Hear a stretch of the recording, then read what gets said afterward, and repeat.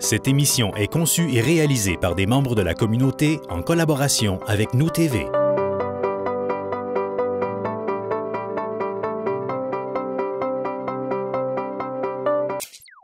Bonjour et bienvenue à Mémoire du passé.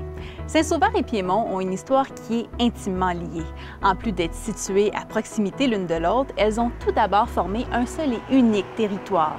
Aujourd'hui, en compagnie de l'historien Michel Allard, nous en apprenons un peu plus sur ces deux municipalités qui sont très prisées par les amateurs de sport de glisse depuis plus d'un siècle.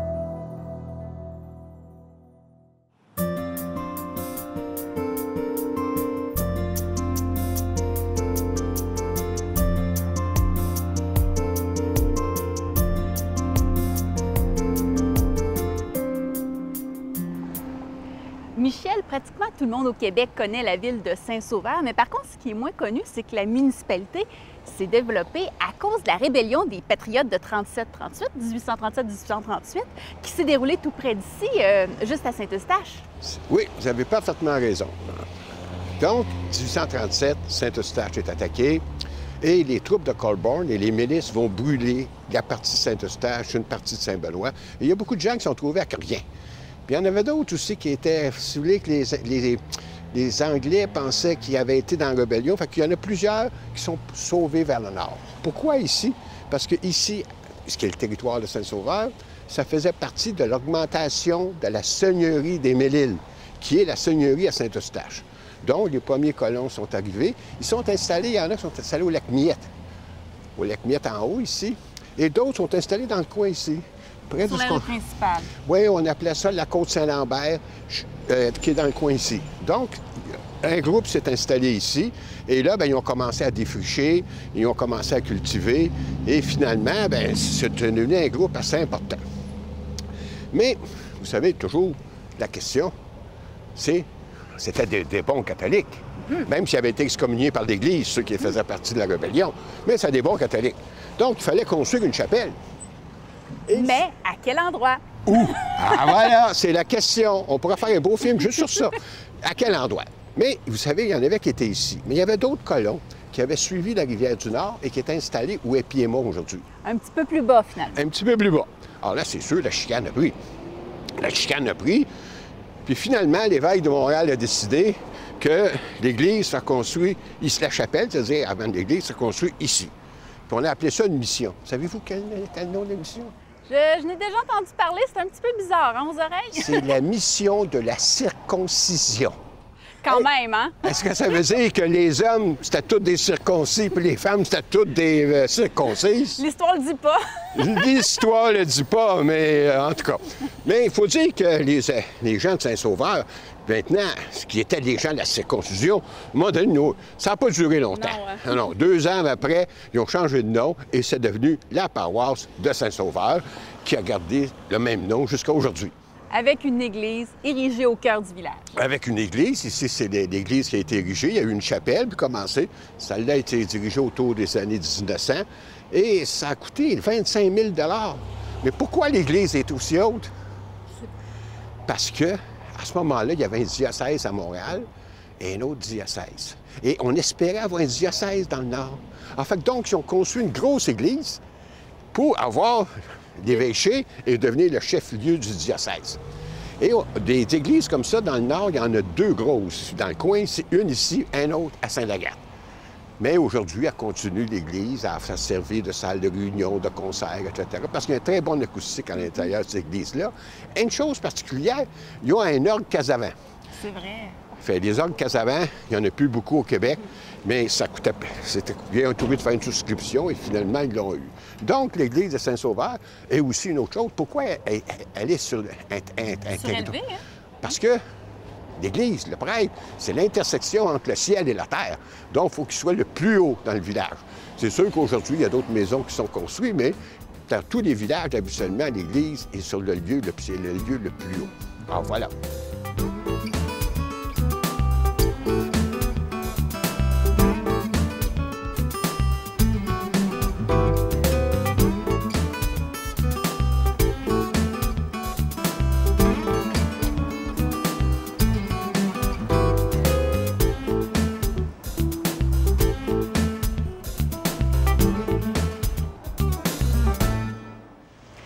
Michel, comme la majorité des villages au Québec, Saint-Sauveur s'est également développé tout autour de son église. Et ici, où on se trouve actuellement, on appelle ça la place du patrimoine. Voilà. Et ce qui est intéressant, c'est que tout autour ici, nous avons des maisons anciennes qui ont une valeur, soit pour leur valeur, si vous voulez, architecturale, ou qu'est-ce qu'il y a eu, qu'est-ce qui s'est passé là, qu'est-ce qu'il y a eu dans cette maison-là. Donc, en arrière de nous, ici, c'est la maison Chevalier. Alors, qui était Chevalier? C'est pas Maurice Chevalier, là, attention, ne pas confondre. C'était un notaire qui a été maire. Alors, c'était le notaire, le maire. Après ça, il y a eu un bureau de poste dans cette maison-là. Et on dit que c'est la première maison qui a eu l'électricité ici, à Saint-Sauveur. Oh, ça, c'est pas n'importe quoi, là, dans un village. Non. C'est historique, hein? La plupart du temps, c'est une compagnie privée. Ouais. Et ça commençait comme ça. Bon. Donc, cette maison-là, aujourd'hui, bien, voyez-vous, les gens sont là, sont sur une terrasse, mais c'est une maison importante dans l'histoire de Saint-Sauveur. Et de l'autre côté de la rue, voyez-vous, ça, c'était ce qu'on appelait à l'époque la maison du forgeron. Le forgeron, c'était un homme très important dans toutes les municipalités. C'était le garagiste d'aujourd'hui. Or, le forgeron était là, en plein milieu du village. Et à l'autre maison, à côté, on l'appelait la maison mignonne. Je ne sais pas si c'est mignonne, allons voir si la rose, en l'honneur de Ronsard. Mais en tout cas, elle a un beau style. Oui, mais elle est belle. Oui. Et là, c'était ce qu'on appelle aujourd'hui le chauffeur de taxi. C'est-à-dire celui qui chauffait les calèches, qui allait chercher les gens à la gare, qui était plus loin. Et l'hiver, il était en sleigh, etc. Donc, c'est celui qui transportait les gens à l'intérieur du village. Donc, c'était vraiment les taxis de l'époque, avec des chevaux. Bien, c'est ça, les taxis avec des chevaux. On appelait ça un hippomobile, quelque chose comme ça, si je ne me trompe pas, je ne suis pas sûr. C'est à vérifier. Vérifions.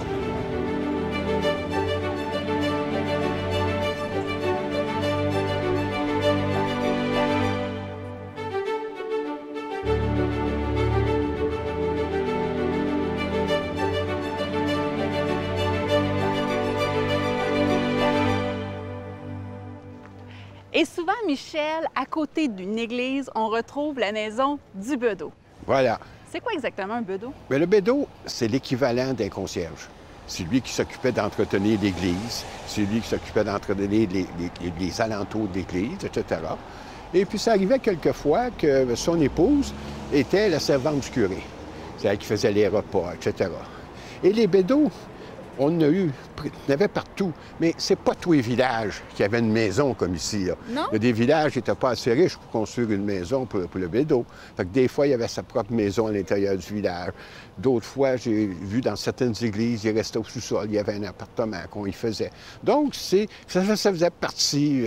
Et souvent, là, quand il n'y avait pas de servant de messe, c'est le bédot qui servait à la messe. Donc, c'était un peu un homme à tout faire. C'est ça que j'allais dire, justement, l'homme à tout faire de la place. C'était l'homme à tout faire de la place, effectivement. Et juste à côté de la maison du bedeau, à Saint-Sauveur, on retrouve la première école du village. Oui, ça, c'est intéressant. C'est parce que l'église, l'école à côté, parce que souvent, pas toujours, le curé était président de la commission scolaire.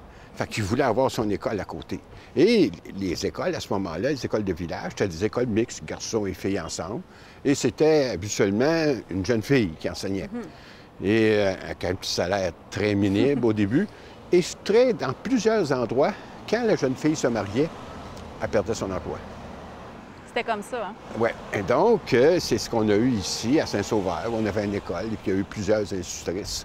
Et souvent, il y avait à peine, très souvent, il y avait à peine 1 an ou 2 plus vieux que ceux qui étaient en 6e ou en 7e année. Alors voilà, c'est tous les villages du Québec ont commencé comme ça.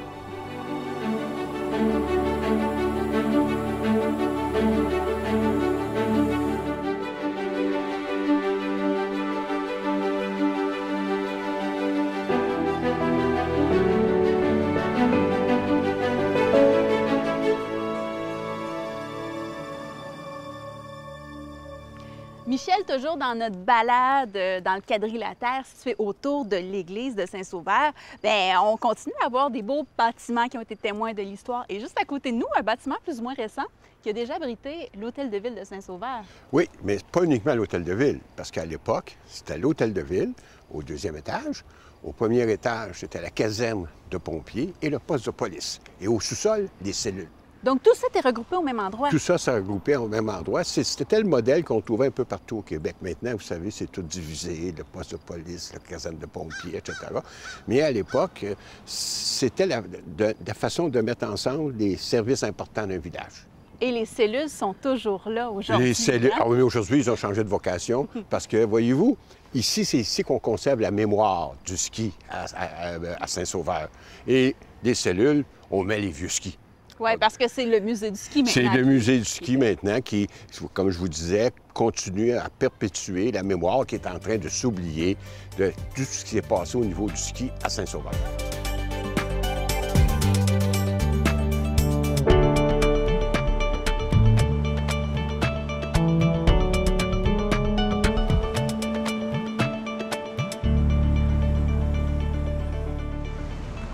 Michel, à Saint-Sauveur, on compte plusieurs bâtiments centenaires qui ont été témoins de notre histoire. Et justement, derrière nous, on retrouve la maison Cloutier. Voilà, oui. M. Cloutier a été maire pendant 36 ans environ.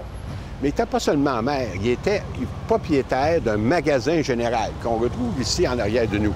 Or, propriétaire du magasin général. Mais il y avait à Saint-Sauveur un autre magasin général qui appartenait à M. Sloan, qui était un peu plus loin sur la route ici. Donc, on comprend qu'il y avait une concurrence entre les deux. Exactement. Alors, M. Sloan s'est construit une belle maison. Alors, M. Cloutier a dit non, non, je vais avoir la plus belle. Alors, il a construit cette maison qui est comme un château. Un château qu'on retrouve, par exemple, un château de la région de la Loire en France. Et c'est un château de style Queen Anne qu'on appelle. Et cette demeure a été allongée un petit peu ici sur le côté, mais ça demeure une très belle demeure. Mais aujourd'hui, vous savez ce qu'on fait? On vend de la crème glacée à cet endroit. Et un peu plus loin, on retrouve la Caisse populaire qui célèbre aujourd'hui ses 100 ans, mais une caisse populaire qui a été fondée par Alphonse Desjardins qui était auparavant située dans le presbytère de l'Église. Ah oui, ça ici, c'est une histoire un peu spéciale. Vous savez, les curés à l'époque, c'était pas juste des gens religieux. Ils s'occupaient de politique, ils s'occupaient d'économie. Et le curé Desjardins a décidé de fonder une caisse populaire à une époque où les gens ici pouvaient difficilement emprunter des banques et ne pouvaient pas placer leur argent. Or, c'est Alphonse Desjardins lui-même qui est venu et il a ouvert la caisse populaire qui était à l'intérieur du presbytère. Mais malheureusement, on ne sait pas ce qui s'est passé. À un moment donné, le curé Desjardins est parti et la caisse est partie avec lui. Il a dit que ça a été fermé. Faites attention à mon jeu de mots, là. Oui. Bon, la caisse a fermé.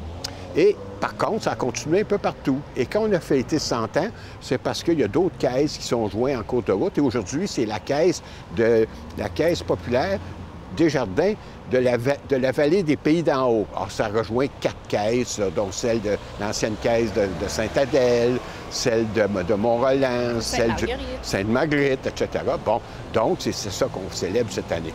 Alors, voilà.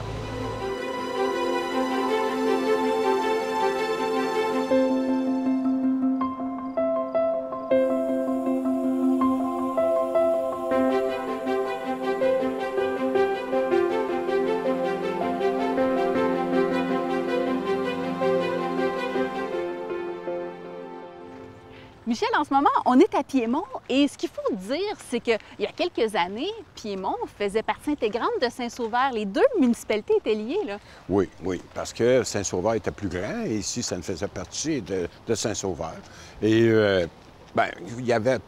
ils ont eu des peu de difficultés. Puis quand l'église, on l'a mis en haut, comme on a dit tout à l'heure, bien là, ça a pris plus de temps à que Piémont se développe.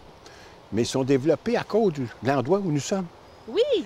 Oui, on est sur une voie ferrée ici. Ça paraît pas, hein? Non, non. Il y a quelques années, il y a plus de 100 ans. Oui, il y a plus de 100 ans, le train passait ici. Voulez-vous que je vous raconte l'histoire du train? C'est sûr, Michel, que je veux entendre l'histoire. OK. On se rapporte dans le temps. Vous connaissez le curé Labelle? Bien sûr. Bon, le curé Labelle, le gros bonhomme, là, il est nommé curé de Saint-Jérôme en 68. Et là, il y a encore beaucoup de Canadiens français qui s'en vont vers les États-Unis. Et lui, il établit son plan Nord. Pas celui que Charest avait fait, là. Son plan Nord à lui. Lui, son plan Nord, c'est de faire qu'au Nord, tous les épinettes se changent en colons. Et effectivement, il a commencé à aider les colons, puis il a fondé une vingtaine de paroisses, à partir de Piémont jusque dans le coin de Kiamika, pas Kiamika, excusez, la Minerve, dans ces coins-là. Mais là, la population a augmenté, mais il s'est aperçu que la population diminuait.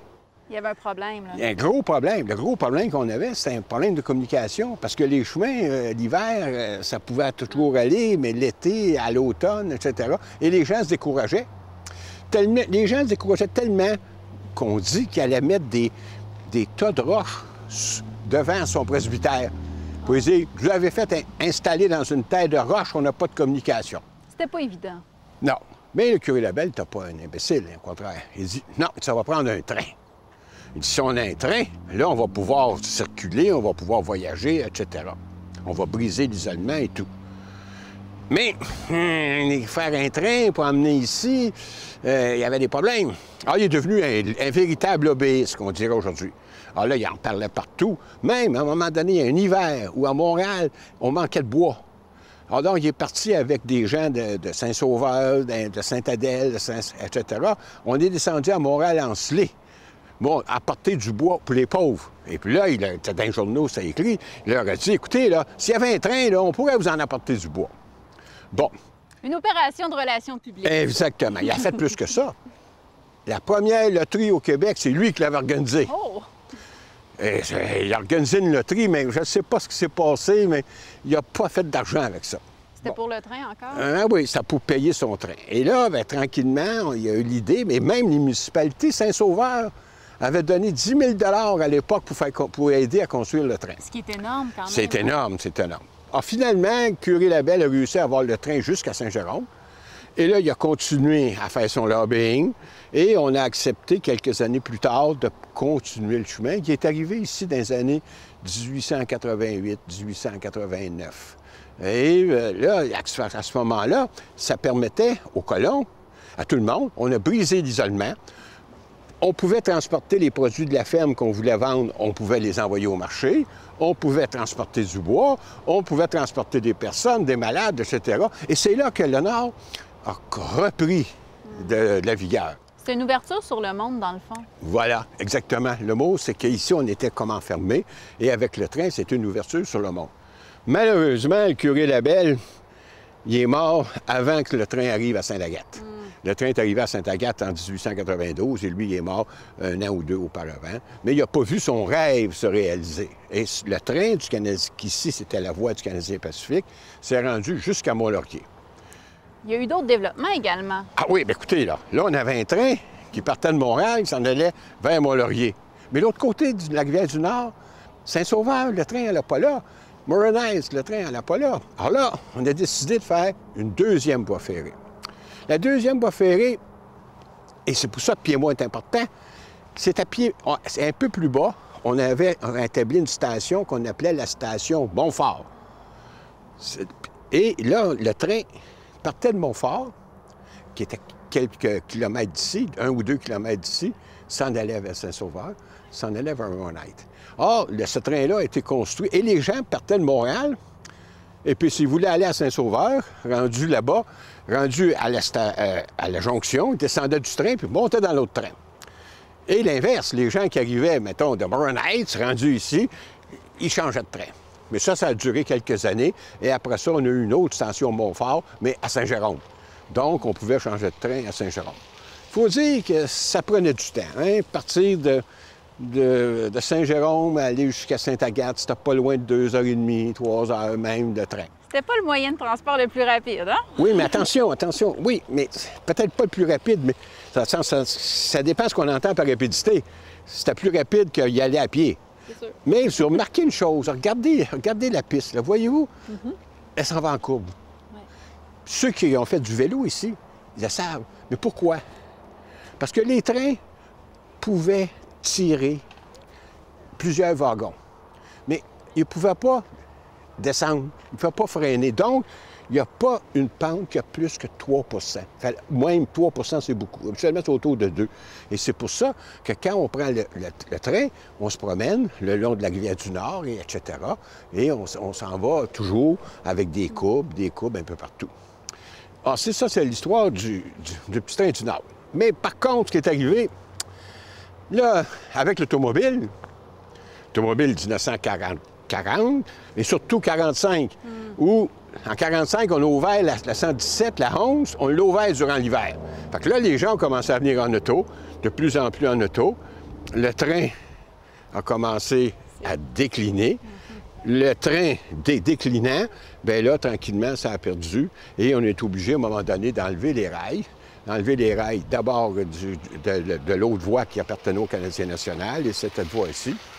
Puis là, bien, pendant quelques années, on ne savait pas trop quoi faire, mais on a décidé de faire une piste cyclable.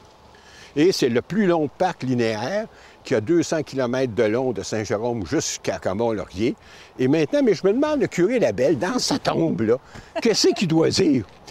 Il doit dire, écoute, là, moi, là, je voulais construire un chemin de fer pour que les gens puissent cultiver, on aurait des établissements agricoles, etc. Puis là, les gens, ils font du vélo l'été. L'hiver, ils font du ski de fond. Il y a des places où on fait de la motoneige, mais dans le fond, là, ils doivent être bien contents. Il va dire, mon plan Nord, c'est pas été de changer tous les épinettes en colons. Mon plan Nord, c'était qu'il y a beaucoup de gens qui sont installés. Il n'y a peut-être pas autant d'épinettes, il y a peut-être autant de gens dans le Nord qui ont des érables, ou je sais pas. Il doit être content, mais il doit quand même se virer dans sa tombe. Alors voilà, c'est l'histoire du curé Labelle, c'est l'histoire du train. Et le train, il faut quand même dire, a amené un développement extraordinaire. Et si on n'avait pas eu le train, je ne sais pas où serait rendu le Nord.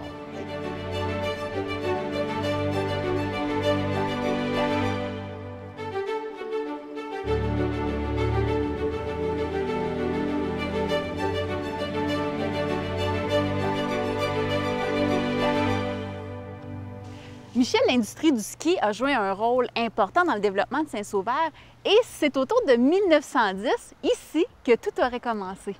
Voilà. Disons que les premiers skieurs, ils allaient à Shawbridge, de l'autre côté de la montagne. À Prévost. Oui, c'est ça, à Shawbridge-Prévost. Et là, il y avait un monsieur Douglas. Douglas, c'est un homme important, membre du Montreal Ski Club, qui, un dimanche, décide d'aller faire une excursion avec ses garçons. Alors, ils partent de Shawbridge, on appelle la Big Hill, monte la Big Hill. Tout à coup, son petit gars, il dit « Hey, papa, viens nous voir, là. » Ça a l'air à bien descendre ici. Il avance. Et qu'est-ce qu'il s'aperçoit en bas? Un village, le clocher, un petit village. Puis la côte a de l'air pas trop facile. Fait qu'ils partent, ils descendent jusqu'en bas. Puis là, ils découvrent Saint-Sauveur. Parce qu'en fait, la Big Hill, ce qu'ils ont découvert, c'était juste là, au sommet. Oui, c'est ça. C'est celle qui est en arrière de nous. Et là, il dit « Ah! » Et là, bien, ils ont dit, c'est une belle place pour skier. Quand ils sont venus, ils ont dit ça aux autres, et tranquillement, il y a des gens qui sont venus skier. Et ça devenait de plus en plus intéressant, d'autant plus qu'il faut se rappeler qu'à ce moment-là, 1910, le train passe à Saint-Sauveur. Alors donc, on pouvait débarquer presque au pied des pistes et faire du ski ici dans la montagne. Après ça, tranquillement, ça s'est développé. Il y a eu une première auberge pour accueillir les skieurs. Ensuite, ça a pris d'ampleur tranquillement. Et là, les gens, il y a beaucoup qui skiaient de l'autre côté, à Shawbridge, ont commencé à venir skier à Saint-Sauveur. Il y a eu en particulier 2 clubs de ski importants dans l'histoire de Saint-Sauveur. Les Redbirds. Les Redbirds, c'était les hommes. C'était formé en majorité d'anciens de l'Université McGill. Mais dans ce temps-là, vous savez, les hommes d'un bord, les filles de l'autre côté. Fait que les filles ont fondé un club qui s'appelait les Penguins. Et les Penguins avaient un chalet ici qui leur avait été donné par Molson. Et les Redbirds, ils avaient leur chalet pas loin de ça. Fait qu'on disait qu'à ce moment-là, à Saint-Sauveur, il y avait un triangle. Redbird, Penguin, puis les pubs au village. Donc, et ça, avec ça, si vous le voyez-vous, ça a pris de l'ampleur. Une autre chose qui est très intéressante, vous savez on avait commencé à avoir des remontes-pentes. Il y en avait à Shawbridge, il y en avait à Saint-Agathe, des remontes-pentes à cordes. Mais ils marchaient avec un moteur d'automobile. Donc, on pouvait déplacer ça facilement. Ici, c'était un nommé Basse, un brasseur de bière. Je ne sais pas parce qu'il voulait vendre de la bière ici à Saint-Sauveur. Peut-être qu'il n'en buvait pas encore. En tout cas, bon, Basse a installé ici le premier remonte-pente fixe. Et là, bien, ça a continué à amener beaucoup de monde ici à Saint-Sauveur. Et là, Saint-Sauveur a pu se développer. Il n'y a pas uniquement eu la côte 70, il y a eu la côte 69, il y a eu le mont Avila, il y a eu le mont... Habitant. Le mont Habitant. Ah, lui qui est important aussi, parce que c'est là qu'on a installé le premier, si vous voulez, système d'éclairage de soir. Et ça a une importance vraiment majeure, l'arrivée du ski de soirée dans l'industrie du ski. Bien oui, parce qu'après ça, vous avez vu, ici, tout le monde s'est illuminé. Quand vous passez le soir à Saint-Sauveur, on voit ça dans le fond. Bon, donc, si vous voulez, toute cette chose-là a fait que Saint-Sauveur est devenu tranquillement beaucoup de pistes. Mais autour des années 70, bien là, c'était le ski de soirée, fabriquer de la neige. Il y a beaucoup de centres, là, ils n'étaient plus capables. C'est un peu l'histoire du ski à Saint-Sauveur. Ça veut donc dire le Big Hill, et ensuite l'arrivée du train, et puis toutes les améliorations qu'on a faites, a fait qu'aujourd'hui, Saint-Sauveur, avec Mont-Tremblant, sont les deux centres importants de ski dans les Laurentides.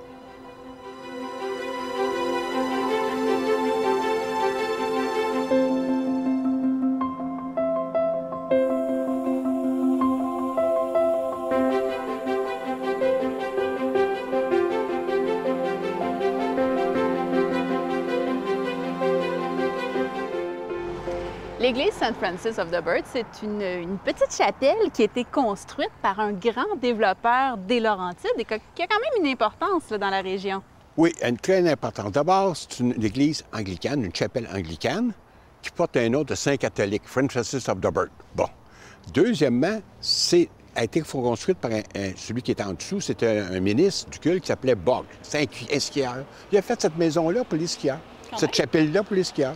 Et il s'est dit une chose, je vais demander à Victor Narmak. Victor Narmak, c'est un Finlandais qui est arrivé ici au Canada dans les années 1920 et qui a travaillé à la construction du manoir Montebello, s'installe à Saint-Sauveur. Et lui, c'est un Finlandais. Et quand il est arrivé ici, il disait, hey, on construit des maisons comme on a construit chez nous, des maisons en bois rond. Mais ici, là, on était passé à une autre étape. Une maison de bois rond, c'est une maison de colons. Donc, on était passé à des maisons en bois carré, puis après ça, aux gens cottage. Mais il dit, ben non, c'est une très belle architecture. Ah, Victor Narmak, c'est lui qui a construit ce que j'appelle ce petit chef-d'œuvre que cette église. Mais il n'a pas construit juste ça. Il a construit à l'Alpine Inn, il a construit au Chanteclair, il a construit un peu partout. Même, il y avait son hôtel, le Victor Narmak Lodge, qui était ici, qui était construit en la même chose. Puis là, après, avec ça, ça s'est répandu partout dans les Laurentides. Et c'est qu'avec ça que la maison de Boiron, excusez, est revenue à la mode.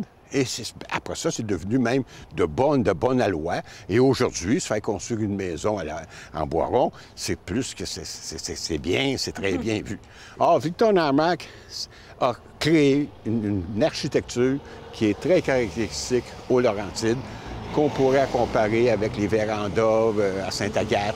Et donc, c'est un homme important dans l'histoire de l'architecture et dans l'histoire de l'architecture qui va avec le paysage. Parce que c'est peut-être ça qui est le plus beau, c'est que les maisons en bois rond correspondent au paysage ici, qu'est-ce qu'on a autour. Ça se fond dans le décor. Voilà, vous avez le mot.